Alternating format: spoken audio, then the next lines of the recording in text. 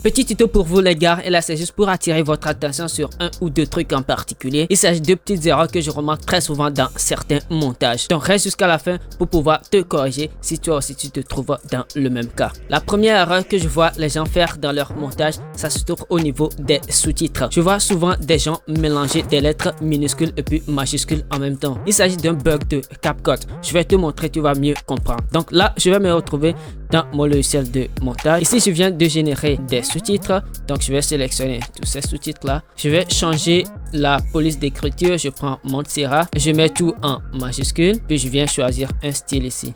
Ensuite, je viens dans animation. Là, je viens choisir une animation ici. Donc, voici là où se trouve l'erreur. Là, par exemple, vous avez des lettres minuscules juste à côté des lettres majuscules comme ça. Alors qu'on veut mettre tout en majuscule. Donc, je vais agrandir la taille. Vous allez voir.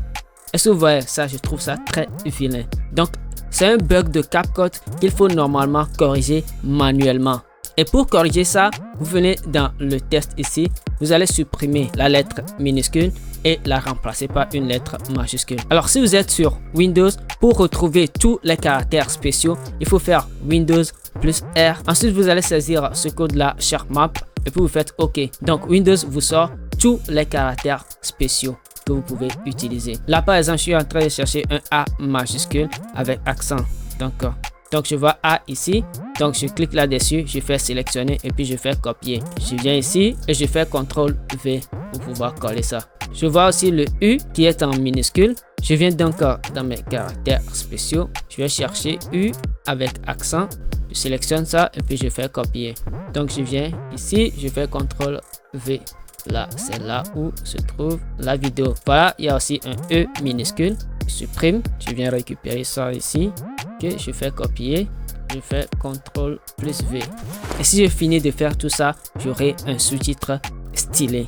Donc, c'est très important de corriger ça manuellement. Et si vous ne voulez pas ces bugs-là, vous ne voulez pas vous prendre la tête avec les sous-titres, je vous conseille d'utiliser SoftMagic, qui est une plateforme de l'intelligence artificielle qui vous permet de générer des sous-titres automatiquement. J'ai une vidéo là-dessus, ça va s'afficher quelque part ici. Je mets quand même le lien dans la description de cette vidéo. C'est une plateforme payante avec un essai gratuit, mais vous pouvez avoir une réduction de 10% en passant par le lien que j'ai mis dans la description de cette vidéo. Et puis en saisissant le code coupon que je vous affiche à l'écran. Alors, la deuxième erreur que je vois aussi très souvent se trouve au niveau des zooms et puis des dézooms. Dans certains montages, vous allez voir des zooms et des dézooms qui se succèdent de manière pas très cool. Je vous montre. Là, je viens dans mon logiciel et puis voici un exemple de zoom et dézoom.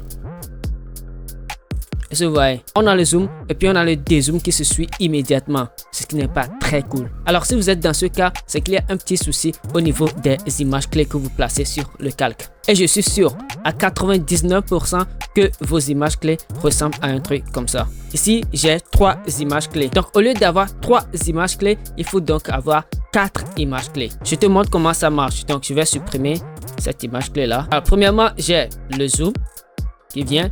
Ensuite, je vais avancer dans le temps. Et là, je vais placer une image clé ici. Une image clé d'échelle, bien sûr. Et ici, c'est très important de ne pas modifier la valeur de l'échelle. Ici, vous ne faites rien. Vous placez juste l'image clé. C'est-à-dire que les deux dernières images clés doivent avoir les mêmes valeurs. Et ensuite, maintenant, je vais avancer dans le temps et je peux modifier la valeur de l'échelle. Comme ça. Pour avoir un dézoom. Donc, comme résultat, j'aurai ça. Voilà. Donc, vous avez le zoom et les deux zooms. Donc, faites très attention à ça. J'espère que vous avez compris. Et si vous voulez d'autres petits tutos courts et rapides comme ça, dites-le moi dans les commentaires. Je vous invite aussi à regarder d'autres vidéos de la chaîne et à me laisser un gros pouce bleu. On se donne rendez-vous dans une prochaine vidéo.